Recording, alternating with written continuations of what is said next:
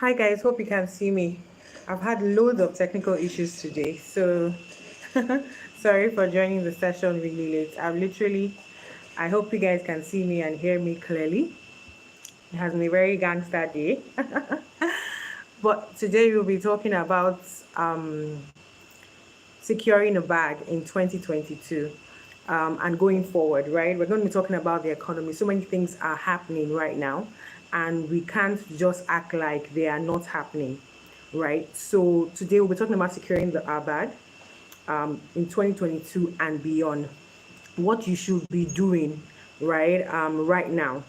I'm going to divide this session into 3 or 4 parts, right? The first part is, where are we right now, what's really happening, where are we right now, what brought us here, where are we going, and what you should be doing. Now, before we go into all that, my name is Ola, and I'm a securities trader turned financial educator. And basically, what I do on this channel is explain economics and finance in simple English, in a way that you can draw value from and make proper investment decisions, profitable investment decisions. Actually, the reality is that the major benefit of any investment decision is that you actually make money from it.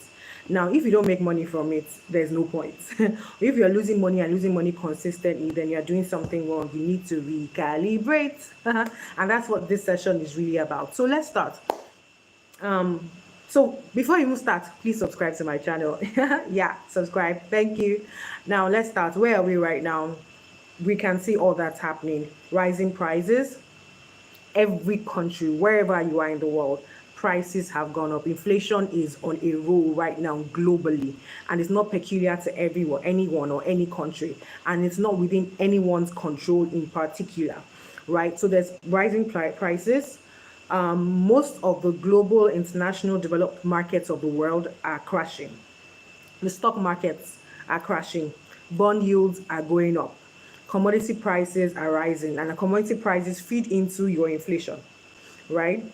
This is what we see right now. Oil price is on a roll, like it has skyrocketed, and this is what we can see right now. So we're having to pay for more expensive. Everything is just more expensive. That's beyond even food. Now, and then of course, see the stock market's crashing. But if you're in Nigeria, the stock market situation is different, and I will talk about that and explain why it is the case. Now, so what brought us here? A series of things. We can easily start with blaming it on 2022 and on 2020 and the events of 2020, the lockdown, supply chain disruptions, increased demand for some certain things, and competitors or producers not being able to meet up, or even producing but not being able to get to the people because of whatever reason or the other. So we can start from 2020 as the beginning of all these problems, right? But it was almost sort of coming up, or we're somewhat positioned for it somehow or the other, and I will explain what I mean by that. So prior to 2020, markets have been up. There had been talk about 10 years from the last recession, which was in like 2008, 2009, and that markets were looking for what the triggers would be. And so researchers were saying, what will be the triggers? What will make this happen? Blah, blah, blah. But we couldn't quite see anything until 2020 happened, and we know how interesting that was. But on the back of all that, what we found was that a lot of governments, every government in the world, dropped interest rates. That was the first thing. And so after dropping interest rates, what happens when interest rates are low is that for those that are in credit economies, you can borrow easily to do anything you want to do. Because once interest rates are low, there's an incentive to spend, incentive to invest. If you're buying property, your mortgage rates will be low. If you're buying stocks, by the time you borrow at 0 point something, you buy a stock and it moves 5%. The 5% comes unit of taxes. Everybody was incentivized to invest, to push money out there. So there's a lot of money in circulation. Beyond even lowering interest rates, we had a lot of supply of liquidity, bond buyback programs. I'm sure you've seen these things in the news, right? Now, one thing to also understand is that when it comes to global economy, America is key. America is key because out of world trade, America is a center or a conduit for about 25% of global world trade as the last time I checked. Now, what that means is, and that's just one country. What that means is that when one block squeezes, when a significant block sneezes, everybody gets affected. So just put that into the context of the global economy and all that you can see right now. So I've explained where we are. I'm sort of trying to explain what brought us here. Now, to put it into context, and now this is like a detour from all the economic story I've just told you right now. To put it into context and you're investing and the economy and stocks, think of investing like when you get your pay and you get a fruit, let's say an orange or an apple, and then you eat the apple and you have your seed. Now, with that seed, you can toss it away, you can turn it into smoothie or whatever. I'm sure you've heard me use this analogy at some point in time. But the reality is that seed has the capacity, if planted in the right environment, to grow. Now, what this means in reality is that if you do not plant that seed, you have lost value. You have lost the potential for a massive tree. But if you plant that seed, let's say it's an apple, and you are in a tropical region like Nigeria, you know that an apple cannot thrive in Lagos. However, if you plant the apple in Jos, there's a chance that it will thrive. You know that you can't grow apples in Florida or in Brazil, but you probably grow bananas there. So there's something not just about how good the seed is, but putting it in the right environment. And agree with me that even if the seed is good and the land is fertile, but the environment is not good, the seed cannot thrive. Now, that is why the theme of this, I'm talking about the economy and bringing it down to your investment itself. Because whatever investment you are doing, no matter how viable it is, if the environment does not support it, then you will lose money, right? So this is where we are right now. Rising prices has brought us to this point. The low interest environment brought us to this point. However, what happened last year was that inflation started to creep up globally. What that meant was that the supply chain disruptions, the increased demand for commodities that could not be met, the reversal in the lack of demand for oil or for fuel, right, came, and with all that, prices started rising. So there was this, if you listen to the news, there's a lot of talk about it actually. Now, inflation is, I buy this thing for 10 naira today or $10, and then tomorrow I'm buying it for $10.45, and then the next day I'm buying it for $10.60. So it's not just about the fact that prices are going up, but the speed in which it is going up. That is what inflation is. So inflation started rising up to the point where America, the country of the world, like everybody's country, America is reporting inflation figures in the 7 to 8% levels. What does that mean? For their 10-year bonds that we're at 1-2% levels, you are buying a 10-year bond at 2%, but inflation is at 8%. Ideally, you shouldn't be holding that bond. So people started selling, right? Now, so people started selling bonds. Then, apart from that, the fact that prices are actually rising is a concern for the government, because you are losing consumer spending power. You can actually go into a recession, meaning that I'm earning $1,000 a month. Before, it could fund my life and I'm fine and I could actually save. But now I can't save anymore. And then in 2 months' time, it's not just funding my life anymore.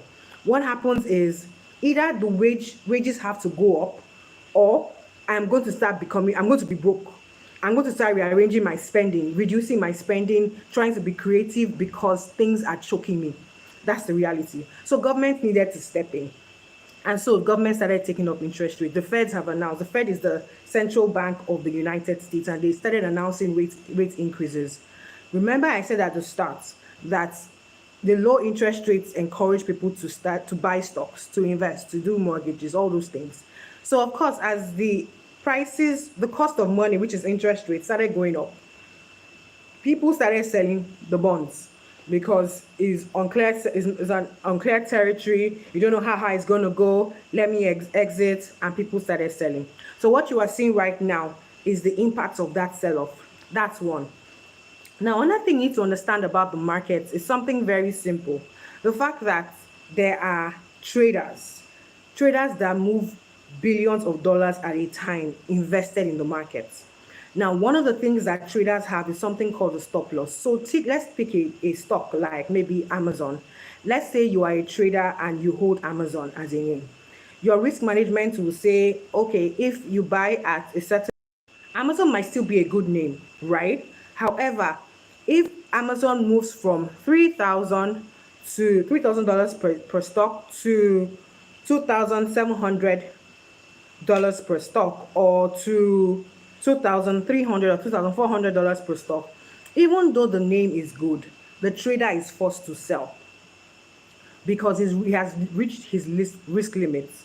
And that is also one of the things that is fueling the sell-off and the bearish situation that you can see right now. The fact that as people sell, other people are reaching their stop loss limits, and it's triggering a sell-off, and then it just becomes like a cycle. Now, another thing that you also need to note, I've talked about the regulators and taking up interest rates and it slowing down the market. I've talked about the traders and the fact that they meet their stop loss, or the investors hit their stop loss limits and they are forced to exit. Then the third thing is that traders that have taken that loss of 20%, right? For example, 20% is actually a significant number, but let's use 20% as the yardstick. So a trader that sees that the Feds are still on a roll in taking up interest rates, he comes and then he has lost 20%. And he knows that the Feds are still taking up interest rates. So there's a chance that there will still be continued sell-off. The trader can decide to sell and then go short. That's another thing. So traders do go short. So part of the bearish situation that we can see right now is traders that are taking short positions against the markets. They are betting against the market because the Feds have given guidance that all through this year they're going to be taking up interest rates. Now, this is very important to note because sometimes we see the market selling and then we think, oh, we must feel that there's no vote of confidence in the market, but they are actually triggers. They're actually things that are making people sell, even though the name of the stock is good, meaning that the company is still viable and all that.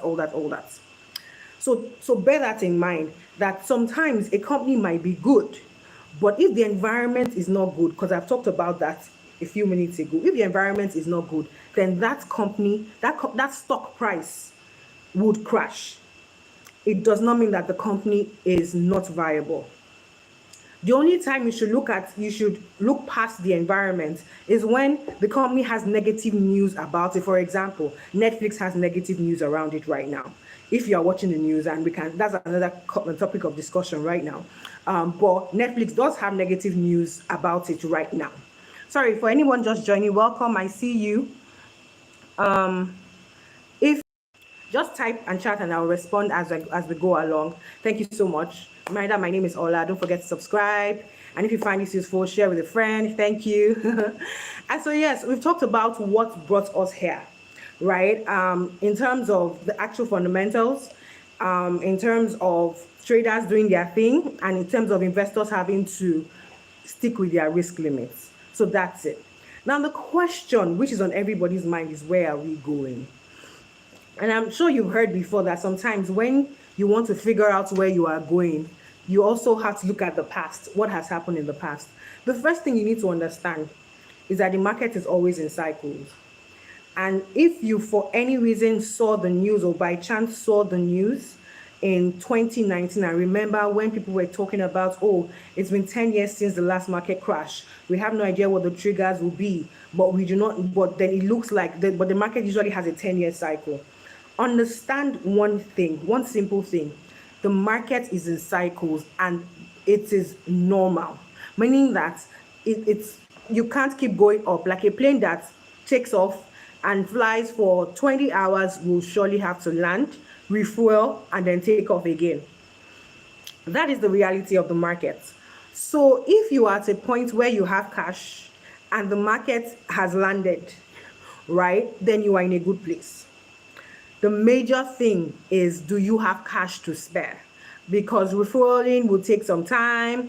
They might have to clean up the plane, if you get what I mean. They also have to put the plane on a schedule, like a schedule in terms of when it can take off, and the pilots might need to rest too, I'm just giving real life scenarios, right? So there's always this time, and it's usually in a 10-year period. I do not know why, but there's usually that 10 to 11 years market cycle. economic cycle all through history. It is so consistent, right? So if you're just starting your investing journey and you're starting your investing journey at the bottom of the cycle, as much as it seems like there's so much noise, you are actually in a good place if you take advantage of it wisely. Why? Because a lot of the fluff that had been coming into the market is disappearing. What do I mean by fluff? Because there was so much cash chasing so much investment opportunities, things that you would analyze and you're like, okay, this doesn't make any sense, right? But it's getting in, or you see some people raising some interesting amounts of money and you're wondering, what are they doing, right? And it's because so much money was chasing very few transactions, right? So what you are seeing right now is that there is a like clearing of the cobweb in people's eyes, right? Which is a good time to enter. So the things that will thrive and get past this season are the things that are stable, the things that are viable, the things that are fit for market. So you are in a good place. So if you've not started, just say thank God and start now, right? Start now with what? Investments. Stocks, equities, they are the future. They're always the future as long as the business is viable. And we can talk about that more. If you have specific questions, I'm happy to answer, right? Sorry, there's some construction. I'm not sure if the sound is feeding in, but there's some construction going on in the neighborhood, so it might be feeding in, the carpentry work might be feeding in, but please disregard. Next, so I've said it's not new, right? This is where we are going. It's not new. So based on history, what are we saying? That in the next 2 to 3 years, everything that you see right now that is looking bad, and they're comparing year on year. For example, Tesla that hit like a $1,200 pricing is like at 600 right now, right? Now you might say, oh my God, that's a loss, but who really wants to buy at full retail price, right? Everybody wants to buy at a discount. So if the company is good and the company has shown that people were willing to pay for it at $1,000 per unit, then buying it at $500, $600 is not a bad deal. Do you agree with me? The major work is in finding those stocks that are good. That is the work. Now, I also have an investment club, just in case you don't know, the Money with Club, and the link will be in the description box, because this is just like one conversation today. There's so many parts to this conversation, and so if you would like pointers on what investments, what stocks you should be going into, what venture capital investment, how to even tap into them, then my club is it. And if you are struggling, like you're struggling with finances, you earn well but you have no clue what you are doing with your finances, you just feel quite confused, then you can take there's a link in the description box to a discovery call, a 15 minutes free call with me, and we can figure out. Like I said, it's not new, it's not anything that anyone hasn't seen before. So do not think that anything like it's out of the ordinary. It's just market cycles. When you see the whole news, the bearish sentiments, blah, blah, blah, just think of a plane that is landing and then it's going to refuel, rebalance. They'll probably still have to put new luggage in, and that's a reality, because in this process, some people will drop off, cut their losses, and some people will be getting on. So which side do you want to be on? And some people will stay on all through and hold on. But guess what? Let me tell you one thing that is most important about this investment journey, especially when it comes to equity, that people don't realize, except if you are a trader, which at this point you probably would have taken a lot of losses, right? Except if you're a trader, every investor needs to give themselves a 2 to 3 year at the minimum horizon when investing in stocks. Every investor, you have to give yourself 2 to 3 to 5 years for you to actually draw value. Why? The first thing is that you have to understand that you are dealing with a company. You are dealing with the economy. When I say you're dealing with a company, if you think about your organization and how you can start, you can draft a strategy and start working on it, but the process of implementation and the process of, even after implementation, seeing the results of that investment, it takes a while. So when you are investing in stocks, you have to also understand that you are investing in a real company. And with that comes the fact that it takes a while for strategy to show value. So when you are analyzing a stock, you are looking at their strategy, you are looking at their strategic positioning and saying that, does this make sense? Does this make sense? Is this something that people would jump at? Now, if that is the case, then you stick with the company and you give them time. It's the same thing with venture capital, the same thing with private equity. You give them time. It is important to understand the time dynamics. And if you go back to what I said at the start about investing, about investing being like a seed, right? You understand that when you plant a seed, you just have to give it time. That if every other thing is fine, but you don't give it time, you probably can uproot that seed and you will think it did not work, but it was just a time factor. So that's something that you also need to understand when it comes to investing. You need to give it time. Yeah. Now, I repeat, the people that will do the best in this season, that will look back at 2022 and be happy, are those that have cash. Why do I say that? Because imagine if you buy Tesla at 600 today, it goes down to 500, it goes down to 400, you buy, it goes down to 300, you buy. Number one, you can't predict how low the market will go. That's just the nature of things, right? But you keep buying in trickles because you understand at some point it will bottom out. And I might explain why it will bottom out. I can explain that, but let me just finish this flow of thoughts. Now, the reality is that if you keep buying, the only way you can stay is if you do not need that cash for anything in the near term. So that's the first thing. The people that will benefit from this season are those that have cash. So what should you be doing? I've talked about rising prices. We almost can't escape that, right? We have to be creative in managing our spending. We have to be creative. You can't separate personal finance from investing, because like I just said, personal finance flows into investing. You have to have money to invest, especially in a high interest expense environment. You can't depend on borrowing to invest entirely, right? You have to have cash to invest. So if you actually set up such that position yourself so that you have cash, what are the things that will be viable? First of all, think of the things that everybody will need to buy, regardless of the financial situation. So think of it like this: your LV bag is not necessary if you are broke, right? Except if you are trying to get yourself out of the depression by making yourself happy and spending money you don't need to spend. You get what I mean?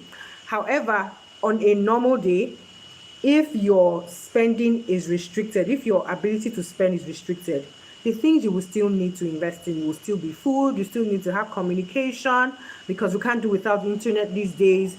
You would still need to transport yourself to work. You might wear clothes longer, but your healthcare, you still have to go to the hospital if you need to go to the hospital.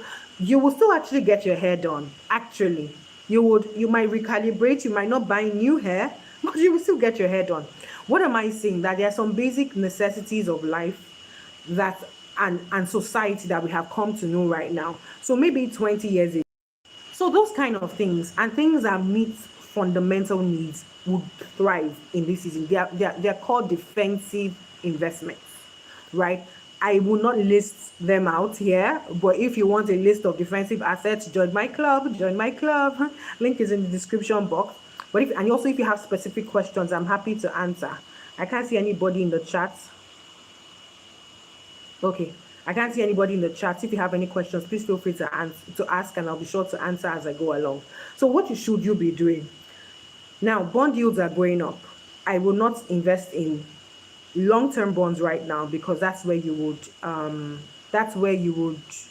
feel the impact of all this noise the most, right? Because what that means is that if you buy a bond at $100 per unit, because bond yields are going up, the next time you see that pricing could be $90, and there's nothing you can do about it, right? That's the reality.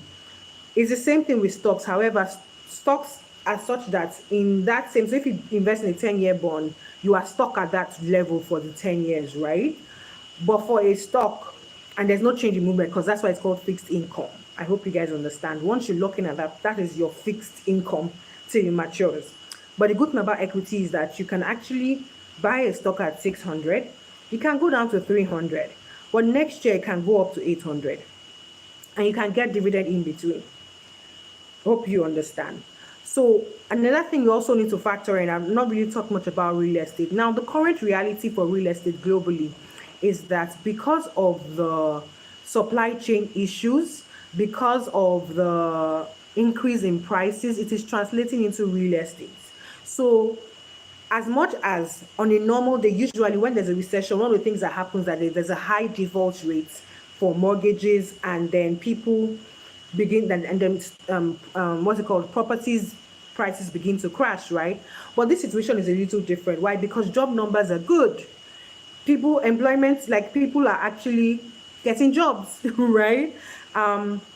Except for some sectors like tech that are trying to rebalance themselves because they were a major beneficiary of the whole economic liquidity, blah blah blah. The tech sector was really a major beneficiary of that, right? So they are actually feeling the brunt of all this noise. It's not a situation where people are losing their jobs, right? So it's different this time. So except if this lasts for so long, right? Mortgages, the threat of default in mortgages right now is still minimal. It's not yet coming to the fore. And so real estate prices are still on the rise, right? So from my analysis and my conversation with real estate guys, real estate analysts, it doesn't look like the real estate market is in for a dip this year where you can say I'll position myself and buy. So if you're looking to buy, maybe buy and renovate, like buy something cheap and renovate if it's more beneficial to you than going to buy a full property, depending on the location. But real estate seems to be watertight, right? If you have any specific questions, I repeat, please ask. I'm happy to respond. Now, when it comes to Nigeria, all this story I've said, if you're in Nigeria, you would, yes, if you're exposed to investments outside of the country, you would relate. But if you're in Nigeria earning in Naira and your reality is just Nigeria, you'd agree with me that in the news, the Nigerian stock market is doing very well. Interest rates have been low for a while, and then the central bank literally just started their rate increase last week. Right now, what does this mean? Remember, I explained the impact of interest rates on investing on assets, right? So yes, it affected Nigeria in that sense, in the sense that because interest rates were low on treasury bills, institutional investors went straight for the stock market, and they've been in the stock market since 2020. And so the stock market has been in positive region for that long, which has been good for everybody. And of course, we know our dividend paying stocks have surely been paying dividend. Now, the central bank literally just increased interest rates last week for the first time, and treasury bills rates went up. Now, if you are a stock investor in Nigeria, it's something to keep an eye on, because before now we had been shielded from all the noise outside, all the negative stock market, all the bearish news, because our interest rates had remained stable and low, and the central bank had not given any indication or direction that they were going to take up interest rates. But with this move, we have to watch and see. Why do I say watch and see as against exit? Because in Nigeria it's peculiar. Interest is anytime you take up interest rates in Nigeria, you are going to be increasing your budget spending on interest expense, right? Your debt servicing cost, that is what it is called. And we already know that debt servicing to revenue is like 80%. Sorry.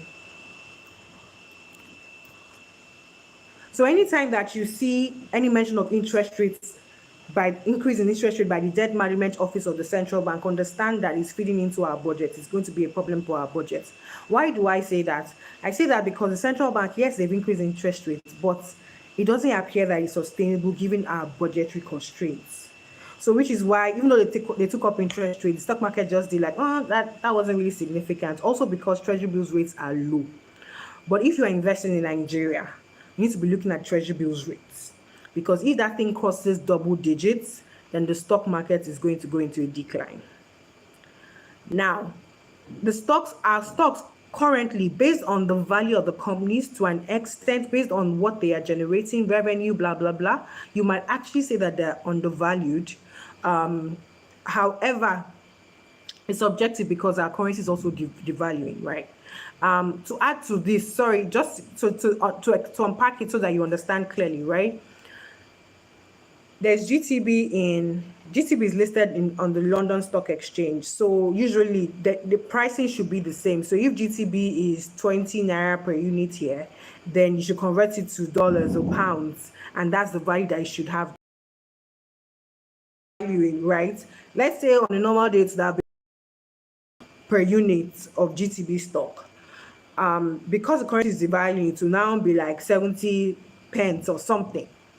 That's the way it works. So the currency does have an impact on the stock market pricing. It's a reality, especially for the companies that are listed in dual markets, in more than one market, in more than the Nigerian market. It actually does happen. But what am I saying? There's still opportunities in Nigeria. There's still venture capital. The whole world is shouting Africa. So if you are an African in Africa and you are not doing some form of venture capital investing, it's like there is opportunity in front of you and you are sleeping. That's literally how it is. So we need to be aware. Now, I repeat, I have an investment club. If you need pointers, I'm happy to point you. Drop a chat or check out the link in the description box. Information is key, not just knowledge. Like I've talked about a lot of things, right?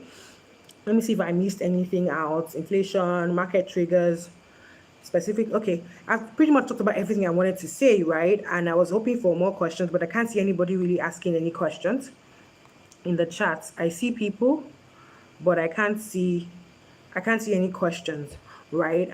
So if you have any questions, I'm happy to answer. I repeat again.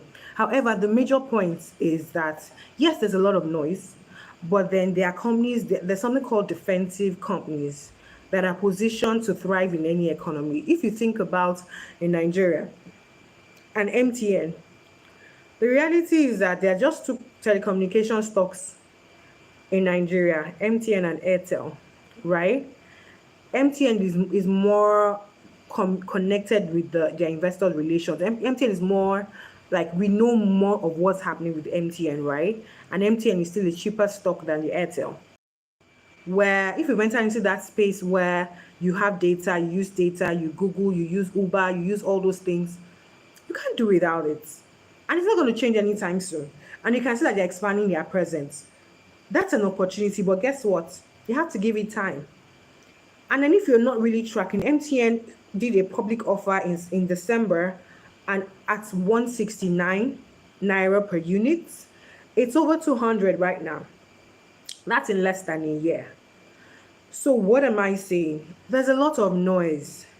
There is a lot of noise, but there are opportunities in between. And that's what I'm encouraging people. Most times when people are making money, they don't talk until is when, there's a band of making money, and then there's one that people just cross that must make the news. For example, when you do like a major exit or you become a unicorn, it will make the news. But you see all those in between where people are just steadily making progress, building wealth over time. You won't hear it anywhere, right? But it's happening. There are opportunities. There will always be opportunities in the market, and more so when there is a bear market. It's an opportunity, and it's an opportunity to transfer wealth, because somebody is selling, cutting their loss to sell at that level. Think about it. If I bought at 1,000 and my stop loss is 700, sell at 700, that's a $300 loss. It might sound wild to you, but for an institutional investor who has capital allocated to as such, it's not. Do you get? And guess what I told you earlier? Like, he could go short if he wants to make money and still get a bonus at the end of this year, right? So there's so many things happening. The major thing is get involved. Get involved. You need to get involved. If you would like to have a one-on-one session, I said there's a link to a discovery call, a free 15-minute call with me to figure out what you want to do or how we can support you. But on the other hand, you can join my investment club and get information, right? But the thing I am just here to say, beyond all this, is that there's so much information if you know where to look. There's so many opportunities if you know where to look. Stock market is still good. You have to give it time. Even digital currencies like cryptocurrencies, I forgot to mention, right? The reality is that it's the future. And I did a video on I've done like 2 sessions. I did a full-blown session explaining cryptocurrencies, bitcoins and co. It's on my channel, and I'll see when this is over if I can link to it. And then I also did like one session on the history of money and why cryptocurrencies are here to stay. They will evolve. We've seen all the stories on NFTs. They will evolve. Their use case along. Bitcoins have a clear use case, right? But it's still evolving. It still needs to become mainstream, right? And it will take time. However, all this volatility that you see is just normal for illiquids, meaning that there's a limited amount available, so it is bound to have those kind of abnormalities and that type of volatility. But you need to understand what you are doing. So there's a video, I have 2 videos, right? One that tells the history of money, how we moved from paper, how we moved from trade by barter and we got here, and how it only makes sense for us to go into digital currencies based on how the whole world is going, right? So that being said, guys, don't stay on the sidelines. That's the worst thing you can do. Don't leave money idle in the bank. Inflation is going to eat it up.